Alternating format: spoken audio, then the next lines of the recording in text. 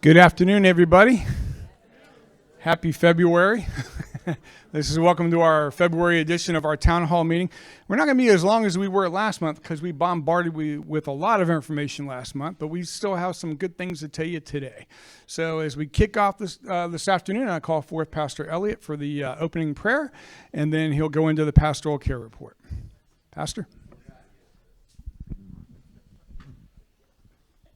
I'm glad you changed that first slide, Raleigh. I thought that first slide was a picture of me.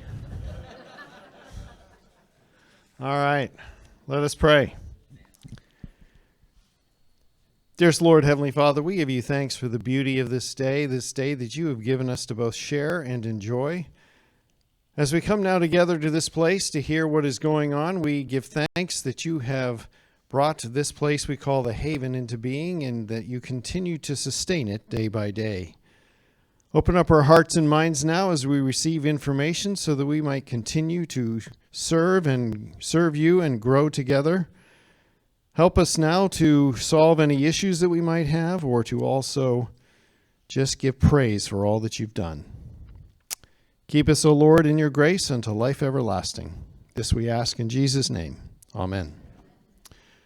Well, the usual things go first, and that is the worship services that are ongoing at St. Luke's and here at the assisted living facility at the Haven. Those things you probably already know, but in case you need reminding, 8, 9:30, and 11 over at the church, and 9:30 at the assisted living facility, Monday night in the chapel itself. The afternoon divine this month is going to be Thursday, February 22nd. Thursday, February 22nd. It is the 22nd because the next week is Holy Week, and there's enough going on during Holy Week. So Thursday, the 22nd, it is. Lenten services continue on Wednesday evenings and Wednesday mornings. If you want to come over and feed off the energy of the children at 8:40 a.m., and you can get up that early, that is. Come on over and have fun with the kids worshiping the Lord on Wednesday mornings. Bible studies continue at the ALF Monday morning at 10 a.m. A Wednesday morning over at St. Luke's, the men and women split off, and they have the women's Bible study and the men's Bible study. Feel free to join one of those. The community night Bible study is suspended for Lent. That's not what we're giving up for Lent, just so we're sure, okay? All right. But it is suspended for Lent. It'll pick up right after Easter, and it'll follow through until the end of May, I believe, and then we will break again for summer. Of course, the normal events are still ongoing. That is Koinonia, Crafters in Christ, the second and fourth Fridays. And this coming Monday, the 26th, we will have our Haven Community Men and Women's Retreat on the 26th. There is one small change for that event, and that is the men are no longer going to be meeting at St. Luke's. They're going to be meeting in the parlor at the landings. Okay, so the men should show up in the parlor, the ladies should show up here, and then the men are going to come over when it comes time to eat. Just like guys, they always show up when it's time to eat, right? I thought that would have gotten a bigger laugh. All right. But at any rate, so the women will be here, the men will be over there. We all share a meal together here after the event is over. We look forward to that. The only other news I have right now is the fact that providing the certificate of occupancy is on target, which I'm sure somebody's going to update us on a little later. We're going to be moving our offices from the administration building over to the assisted living building. As soon as we get the CO on that side, I'm going to be moving my main office from the church over here.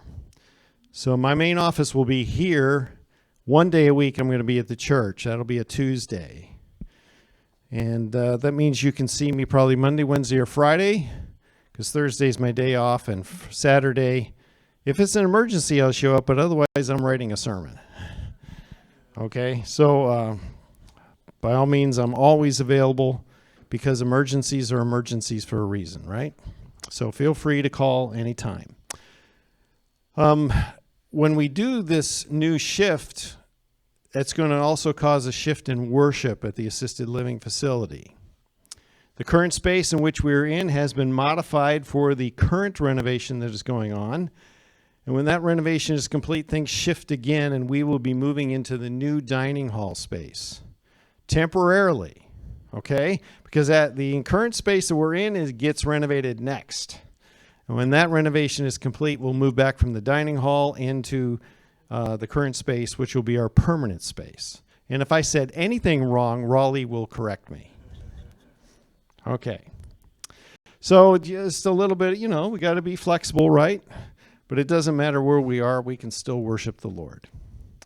All right. Any other questions for me? No? Okay. Well, seeing none, I guess I am supposed to ask Lori to come on up.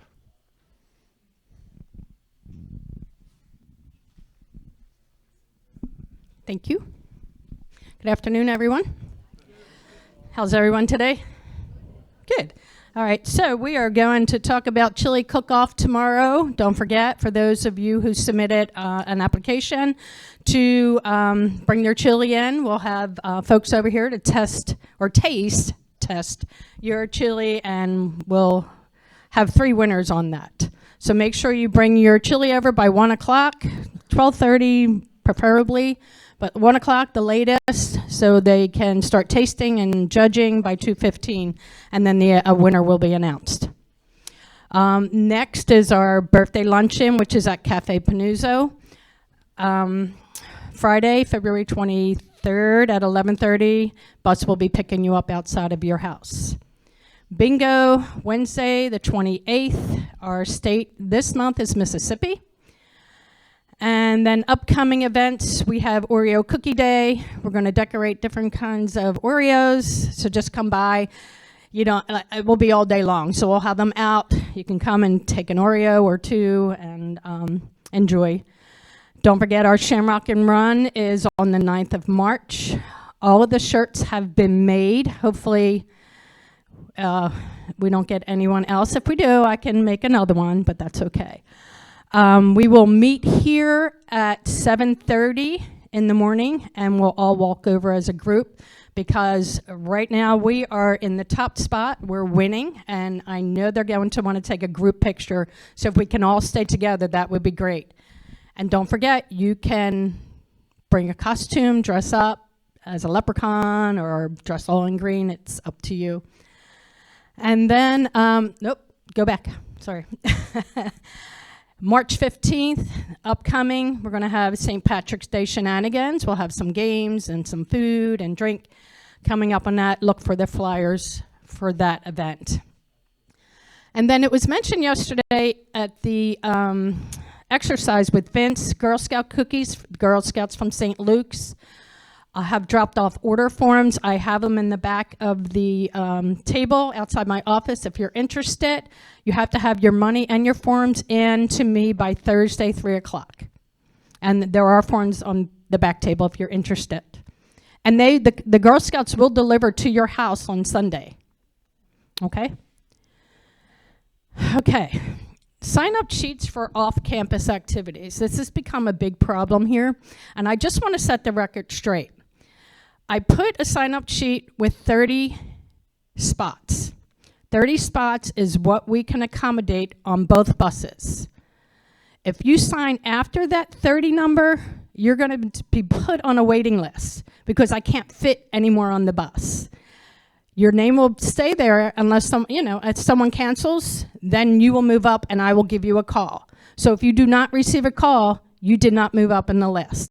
So I just want you guys to be aware, there's only 30 spots, 30 names. If you want to be put on the waiting list, it will be at the bottom of that list. Okay, any questions on that? Okay, I don't see Stephanie. Oh, you're doing it? Okay, here's Raleigh.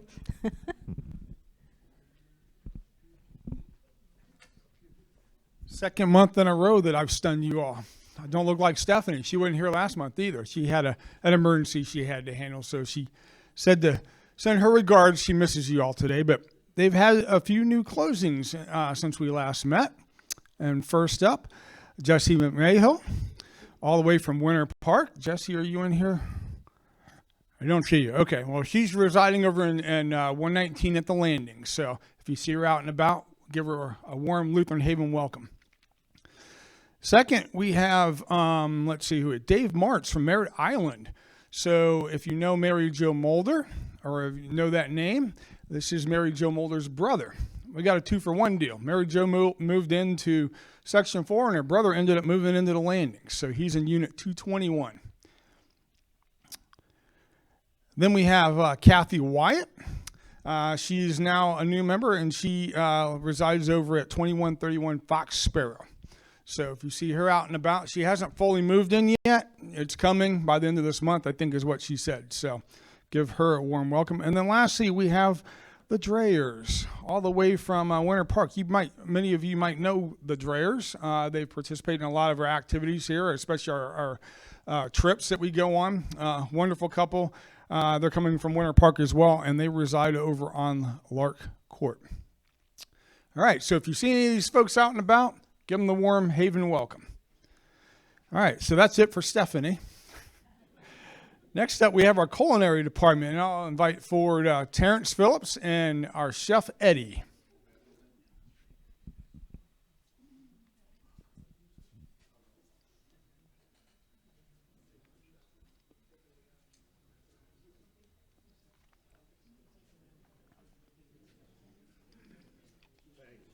You're welcome. Let me know when you want to flip to the slide. I think I just that have has a second, right? I think I just have a second slide. I don't think we'll, but I'll let you know. You got two. Two, right? Yeah. So the menu's on the first one. Okay. Waiting for Chef. How's everyone doing this afternoon? Good. So first I'd like to start out that we're presenting a new menu. The book is going around so everybody can see how it looks, and the format of it's changed a little bit, and we've added a few items to it as well. So with the new format, as you can see, and you will see in your hand, that we kind of went to 2 pages, and the 2 pages will include the weekly specials as well. Okay, so you'll see the weekly specials for the entire week on that second page, second half. And we'll have that all the time. They'll always be there. So you'll still have the additional ones maybe on the table, but they'll always be in this book as well, so we can see them. It's a little more streamlined, a little clearer, we felt, and we like your feedback, and you know, after we finish, let us know how it goes. We also added the QR codes to the menu. I don't know if everyone or anyone has used them yet, but the QR codes give the nutritional information for all the items on the menu. Even they give you the nutritional information for the upcoming and specials of the week as well. So those are on the menu today. We are in the process of printing a hard copy as well to always have in the restaurant at all times. So you'll have that as well. We've added some new items to the menu. So we've added a Old Bay crab cake to the menu. So it's crab cakes that are on there. They're going to be on there now. They're on there now. And we've also added a 6-ounce filet mignon. Chef has made those, and they've been tested very positively. They were very good, thank you. And I'm going to let him talk a little bit more about that, how they're prepared, and what goes on with them. Hello, everyone. How's everybody doing today? All right, so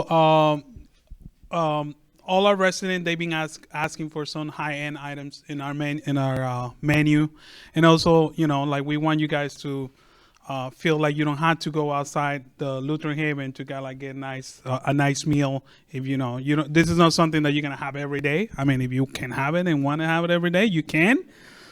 But this is something for a special occasion, anniversary, like a birthday. You guys can have either like the crab cake or the filet mignon. Crab cake, we prepare it. It's gonna be served with like sautéed spinach. I made a lemon caper sauce to be served with it, and then we're gonna top it out with some mixed green salad with a lemon oil. Also, the filet mignon is gonna be served over mashed potato with some mixed vegetables, and also a red wine reduction. Again, these are like kind of like items that we're gonna be introducing in the new menu. Like he was talking about the QR code. Another like fun thing on that is like you guys gonna be able to see the nutrition facts on it, and also like allergies. So does anybody have any allergies? there's going to be an option on top that are kind of like, if you press the allergy that you have, it will automatically show you the menu items that you can have. So you don't even have to think about it. Like it's going to be like coming up like once you do the QR code. So those are like fun things that we're gonna try to do, and like kind of like try to make it easy for you guys to look at our menu. Like if you guys have any dietary needs and like any specific diet, that will help everybody with that. All right. That's all I got. You guys have any questions? You missed that day. You were not present that day. All right. Well, prices. We are looking. The crab cake is gonna be a $15 plate, and then the filet mignon is gonna be a $16 plate. So, still like it's like higher than what we normally have in our menu, but it's also lower than anybody else's out there. Right. And I assure you, it's gonna be a great quality dish. Yeah. So, all right. Here comes Raleigh. Here comes Raleigh. It's going to be Raleigh talking for Raleigh. Right. Thank you. All right, my friends. Well, let's start with some project updates. You see that phase 1 is still projected to complete by the end of this month, which is basically a few days left in this week and most of next week. So once I want to clear up a couple things because there's been some confusion of, and have had questions asked me by some residents, especially the ones in the ALF. Well, they think that they're going to automatically move to the other side of the assisted living building. No, that's not the case. They don't have to move if they don't want to. There is a priority of who gets to move. So obviously the ones who are living on the current occupied side, once the other side is completed, and I'll get to that point in a minute, they can have a choice whether or not they want to go to the other side or remain where they're at. Many of them want to remain exactly where they're at, okay? Then secondly, our Havenites as a general has priority for that. And then thirdly, that would be anybody outside the community. So that's the pecking order and the priority, okay? Now, there is going to be, once we have the certificate of completion, there is going to be a little bit of a wait before we can fill up the new renovated side of the assisted living. And that's because once we have the certificate of occupancy, we have to attach that to our bed licensure. That has to then get submitted to ACA, the state, and we have to wait on their timeline for us to get the additional bed approvals. So yes, and that's how it works. You cannot go for additional bed licensures until you have everything completed. Otherwise, we would have had everything waiting and ready to go for everybody once the renovation was completed. Now, that's just for bed licensures or for the residents that would be moving into those rooms. Our office spaces and everything that are over there can be occupied once we get the CO.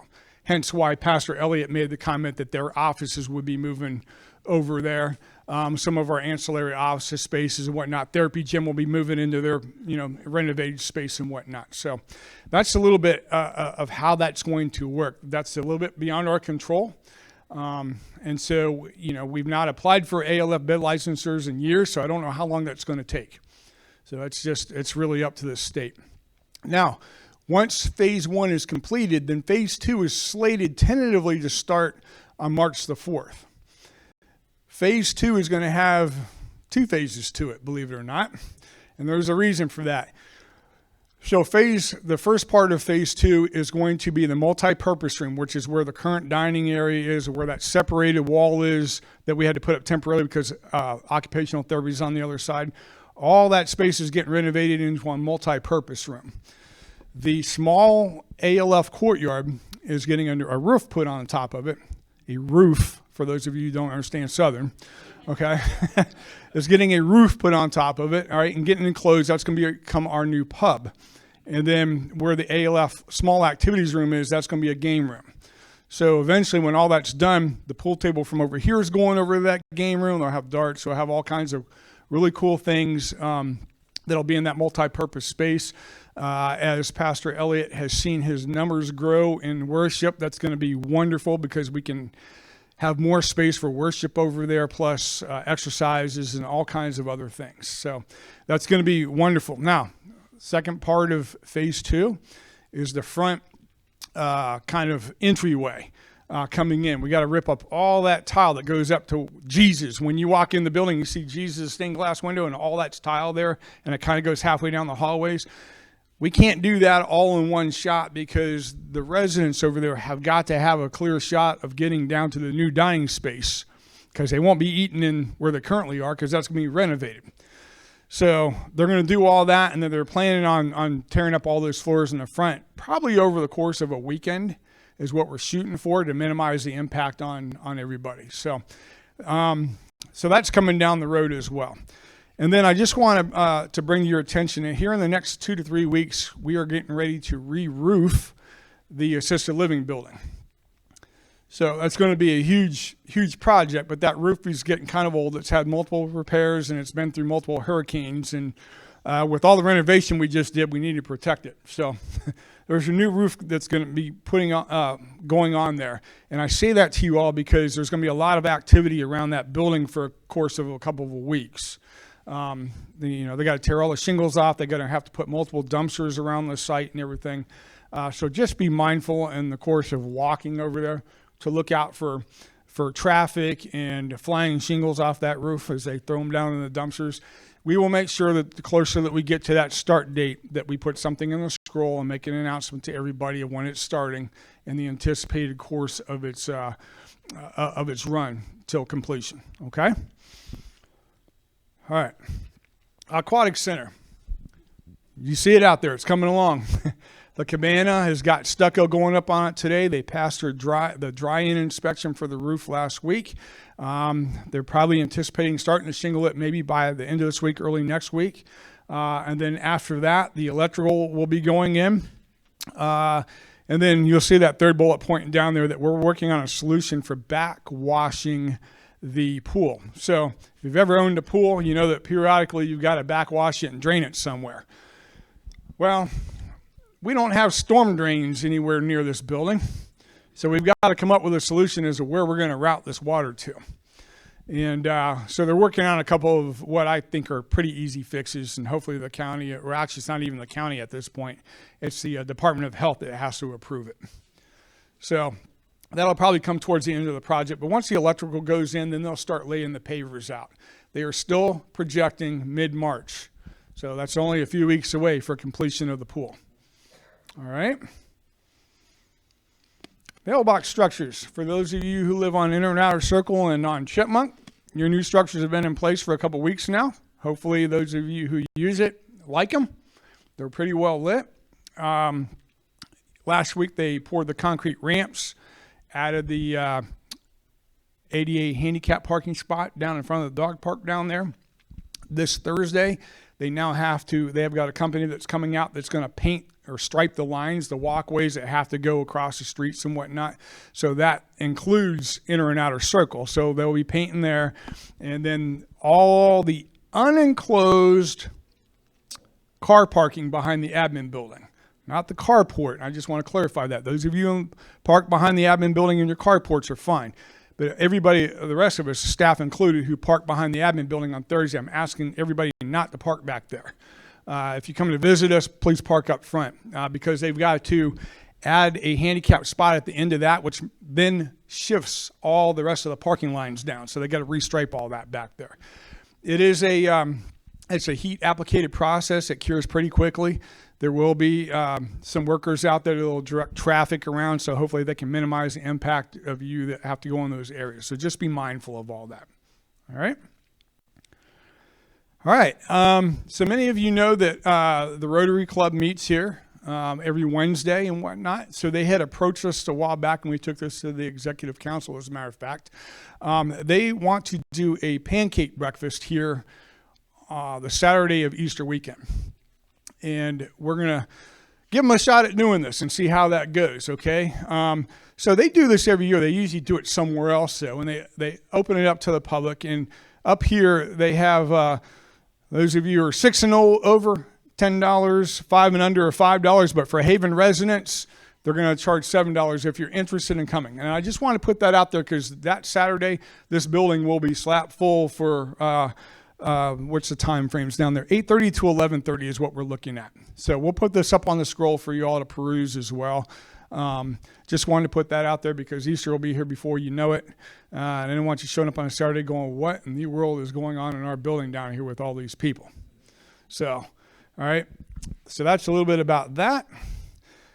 Miscellaneous, I just want you all to be aware there is voting next month on Tuesday the 19th, so we have to shift our town hall meeting to the following Tuesday, so the last Tuesday of the month, 2 p.m. right here on March the 26th. Okay? That'll come out, and you'll see it reflected in Lori's calendar. All right. We spoke about this in the past, but I want to bring this up again. Seminole County Sheriff's Office has, through their Elders Affairs program, has a lockbox program.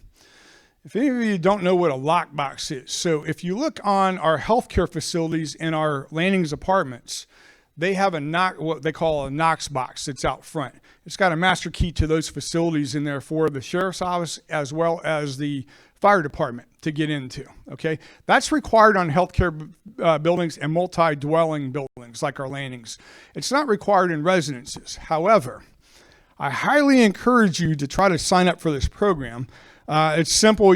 There's a number down here, and we will have these starting tomorrow available over at the concierge desk for anybody that's interested. I would recommend that you take a look at this and consider doing this, okay? Basically what they're going to do is they're going to come out with a padlock, and they're going to attach it to your door. You just got to give them a copy of the key to your house. You put it in there, and only the fire department and the sheriff's office has that code to that box. If something happens to you and they can't get in and none of us are around to let them in, what do you think they're going to do?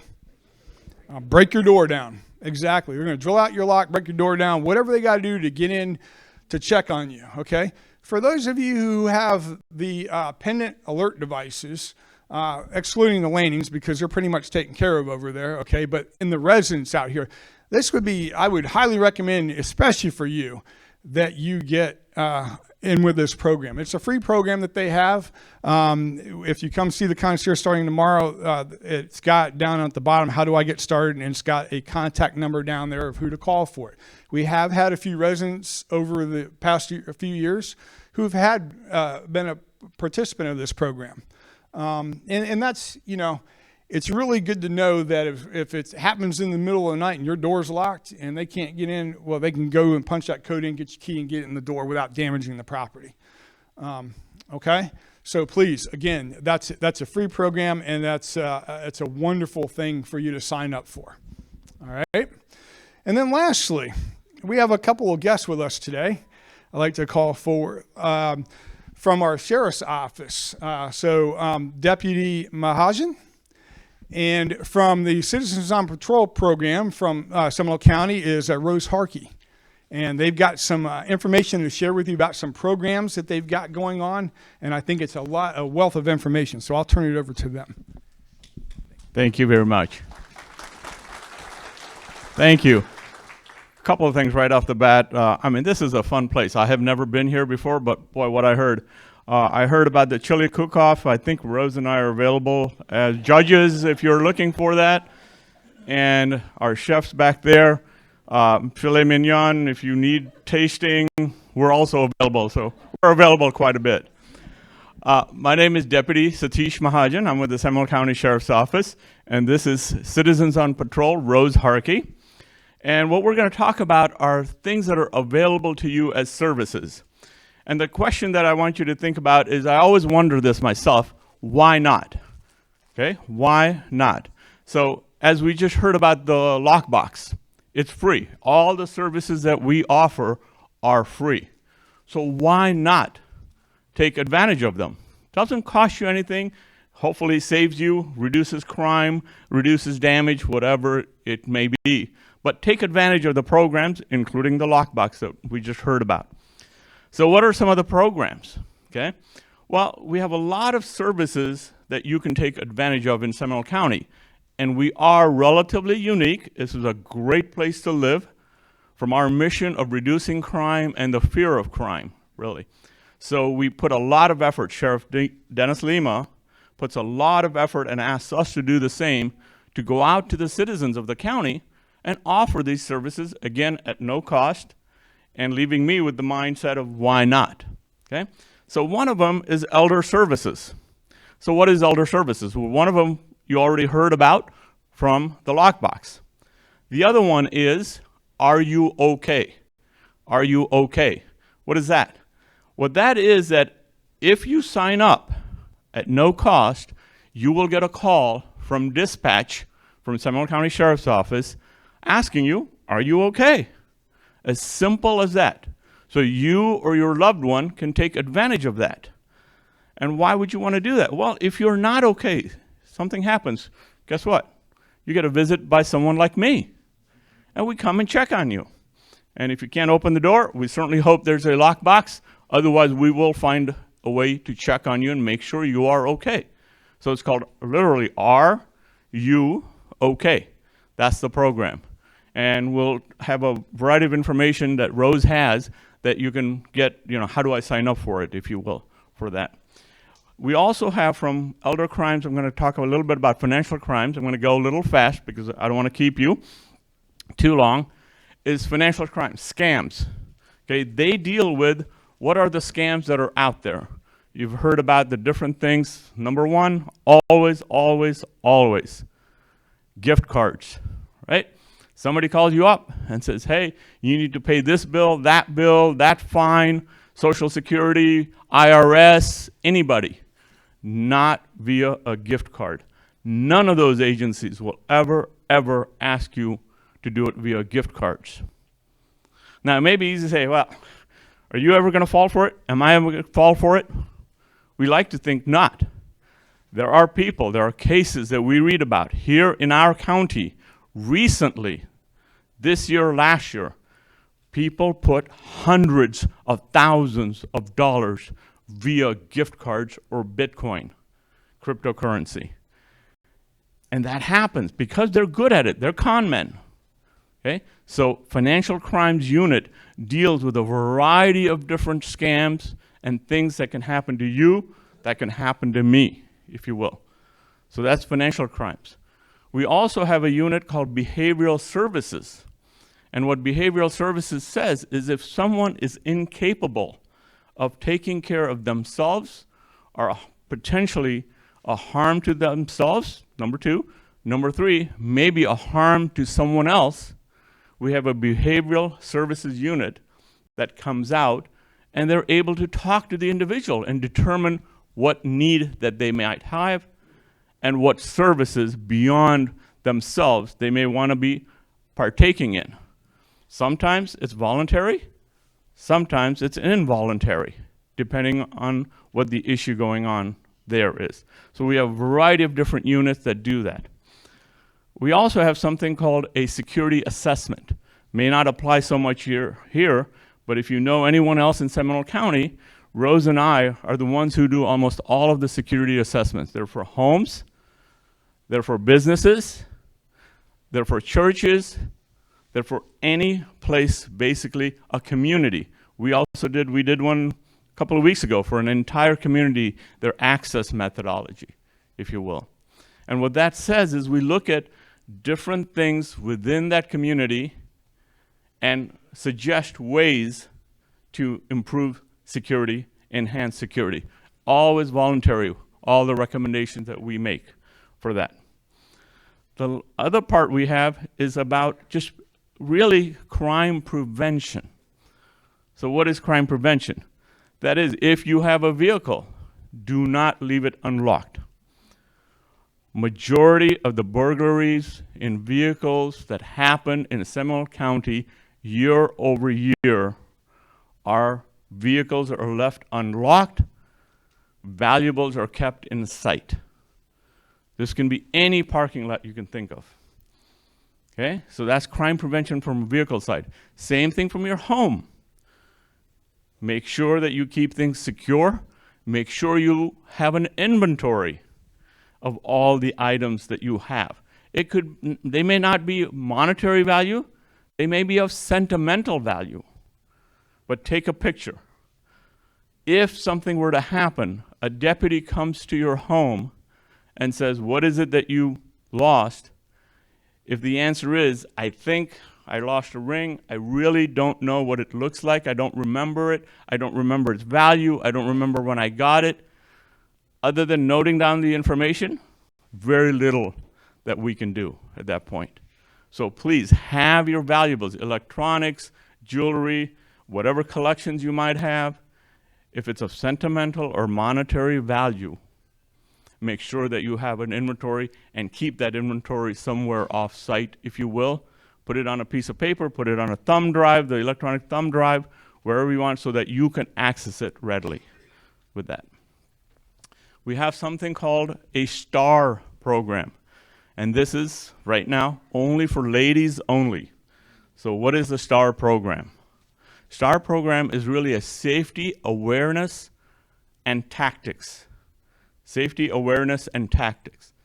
And what it does is you spend the first hour learning about how you should protect yourself and understanding when you go out in the dark at a Publix parking lot or a parking lot here or anywhere, do you know if there's somebody next to you in that car waiting? Is there somebody acting like they're putting something into the trunk? And there are some bone-chilling videos that are shown to you at that point. The second part of the STAR program, Safety Awareness and Tactics, is hands-on. Again, voluntary. You do not have to do it if you don't want to do it, or you can watch. And it's if somebody does attack you, what is it that you do?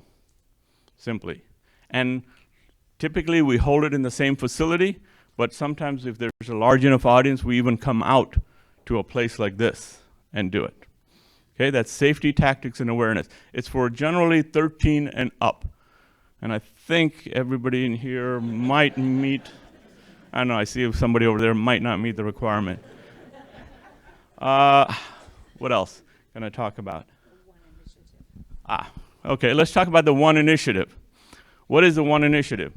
I'm going to start back up a little bit and call it Community Law Enforcement Academy, which is not the One Initiative, but let me explain that first.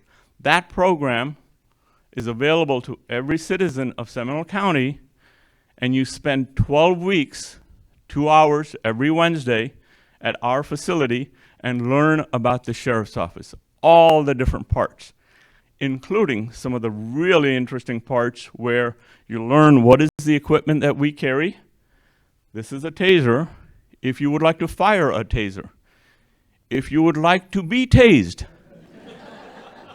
I'm not kidding, you can raise your hand and be tased if you'd like to know what it feels like. By the way, we have to know what it feels like, so we have to be tased for that.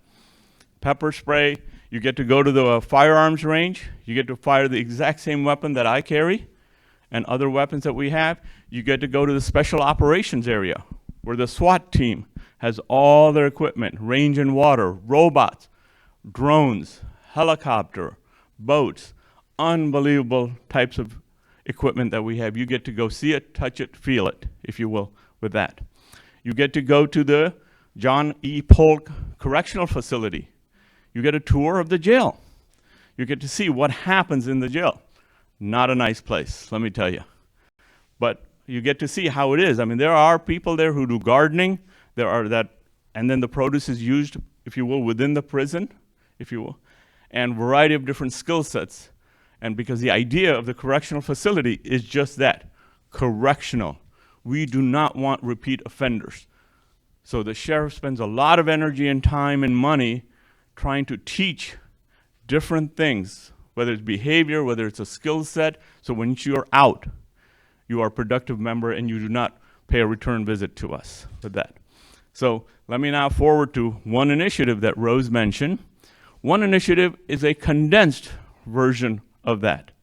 5 days. We'd love to do it here in this building. Okay? It'd be 5 consecutive days where we come in for 2 hours. We pick the topics with you to decide what you want. So obviously for this group, I would say, well, financial scams, elder services, behavioral services. The sheriff is here on the first day, and the entire time is reserved for the sheriff. Dennis Lima is unbelievable because one of the things that you can do is ask any question that you want. Sheriff Lima is happy to be transparent and let you ask any question and answer that question, if you will. He's big into opioids, the epidemic that we have, the deaths that occur. How does that relate to crime? Because we're about prevention of crime. So how drugs relate to it and what we are doing to prevent that. He'll talk about that. But anything that you want. And in 4 days, whatever topics are of interest to you, we'll bring those people here to talk to you, to show you. We have an amazing canine unit. They can come here. We have comfort dogs. We have drug sniffing dogs. We have electronic sniffing dogs. We have obviously bloodhounds who go out if there's a missing person, elderly or young, doesn't matter. All types of different units that we have. Obviously it's limited because it's only 5 days, but we will come here. And it's called the One Initiative, and One really is about community engagement, which is really what we want to do. Did I miss anything? Okay. And on the last day, we have a nice luncheon. Yes. And on the last day, there is graduation. And we give you a graduation certificate. The sheriff or the undersheriff will be here. Shake your hands, answer any questions you have, take a picture that you can keep. And it's a great program for you to learn. The other thing, too, is if you want to get involved as a volunteer, such as myself, I went through the Citizens Law Enforcement Academy, and then after that I chose to volunteer with the agency. And we have a lot of things that people like me can do. So I've been with the agency, be 15 years this June. So if you want to get involved in that, there's also something called the PAY program. It's called Prosecution Alternative for Youth. And that's where if you want to get involved with trying to help the young people get back on track, you can go through a training program. And once you go through that, then you're assigned cases. And the cases are when you can do them. They're usually in the evening. They usually last an hour per case. So it's not like you have to sign up, you're going to be there every day. But if you're available once a week, once every month, then you get a case and you listen to it. You listen to what's going on, try to get an idea of what would help that child get back on track. And then you give them sanctions. And the next training class is starting very, very soon, if that would be something that you'd be interested in. All right, so again, a lot of volunteer opportunity. It is not age-bound at all. Everyone has a lot of experience, different experiences to offer, and that pay hearing is amazing, and Rose is one of the pay hearing officers where you listen to the individual, a juvenile obviously, and potentially their parent. You get to decide what it is, community service, do they write you an essay, what is it that you want them to do, again, so that they correct their behavior. That's really the object of everything. So if there are no questions, thank you, both of us, thank you very much.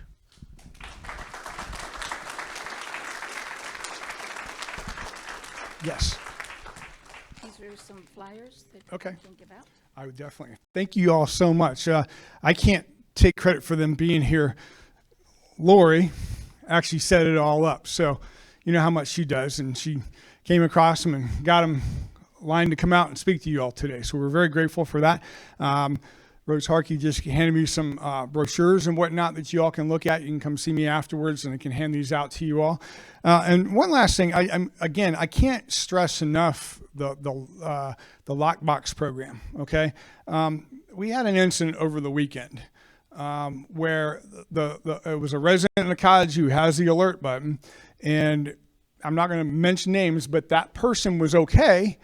You know, these alerts sometimes are finicky, and that person's alert had gone off, it alerted, and nobody could get a hold of this person. Well, then the fire department showed up. The fire department told Julie Eisman, next time we're not going to wait 15 minutes for somebody to come over here with a key. We're just going to bust the door down, you know, because to their point, every minute is precious.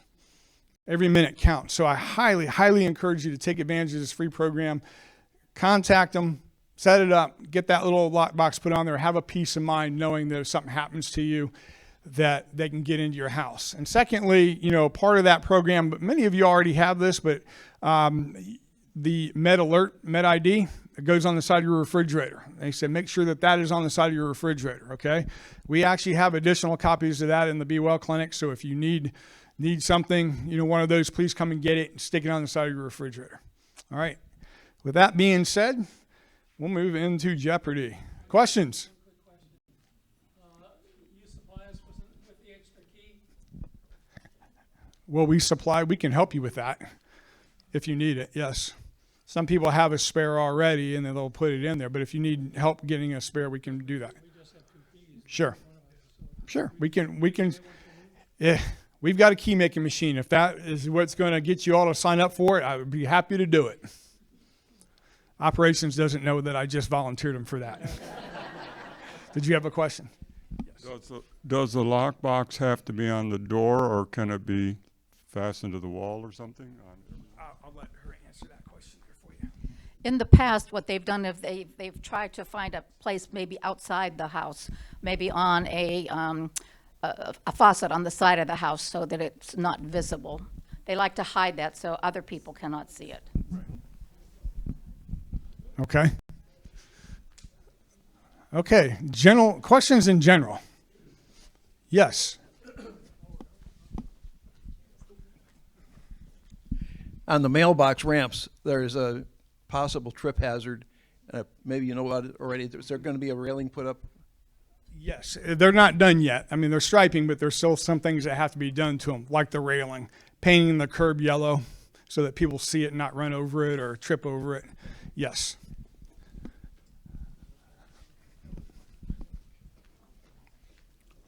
Mr. Rosewarren, this ought to be interesting.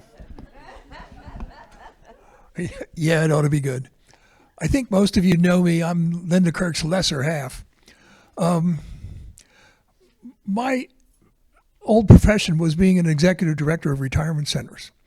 And you never stop. As I know there's a lot of retired ministers that live here. I don't think any of them have ever stopped preaching. So my statement to you is something that comes from my past. There's a lot of people here that complain about raising the monthly rates and things like that every time budget comes around. But at the same time, if you drive through this community, you see people constantly pulling off the driveways into the grass. You run over sprinkler heads that get broken, David has to fix them. That costs money, and then our rates go up. We're causing the problem, some case, it's causing our rates to go up. I'm just asking people, please be cognizant of the fact that don't drive on the grass. That's all I'm asking people to do. Thank you. Thank you, sir. Oh, I hear till I have somebody called in a question. Give me 1 second.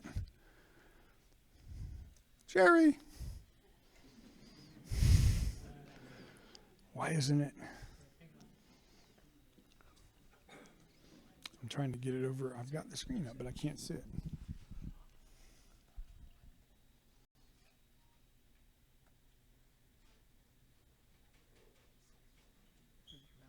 Mm-hmm. Okay. Might be quicker. Okay, so they said when you talk about opening the ALF to the outside people, are you talking about Lutheran Haven residents or the whole community in general? And second question, how many units are there in the ALF? Okay. Well, so let me start with how many units there are first, and then I'll move to the other one. There are 30 additional beds over or rooms over in the ALF renovation side. There are four what they call one bedrooms. All right, so they got a sitting room and then the bedroom, and then the rest of them are kind of what our ALF on this current site is, just one big room. Right? They all have little kitchenettes in them. That means a sink, a little mini fridge, and a microwave. And they've got bathrooms, roll-in shower stalls, and all that. Okay, so let me start there. With that being said, then basically anybody on this side that doesn't want to move over there, depending on how, they get first dibs at it. If they don't want to move, that's fine. Our community has, it goes out to our community. Our community has first dibs at the ALF. We know that we already have marketing, our health concierge services already has people lined up from the community waiting for that to open up to go over there. They have the priority. Okay. Now, if somebody were to move from this side over there, that means that we have a room available on this side now that we're going to offer somebody. Irregardless, our community has first opportunity for those beds. Okay. It will always remain that way. And then once, if we get to a capacity where none of the rest of our community needs to move in there or wants to move in there and we still have some beds available, then it goes to the outside community for if there's any need out there for somebody for an assisted living. Huh? No, you don't have to be a Lutheran to be in the assisted living. They currently all are, but but you can't. Well, I'm glad you brought that up, Pastor Elliott, because I just got done installing your new baptismal font. It's called the Fountain. It is operational now, by the way. If you walk over by it, we've got it running. So, well, when the new site opens up, that will bring our room capacity 30 and, what was there, 24 on the other side, I think? 54 total rooms. Mm-hmm. Anybody else? All right. Have a blessed rest of your week. Thank you.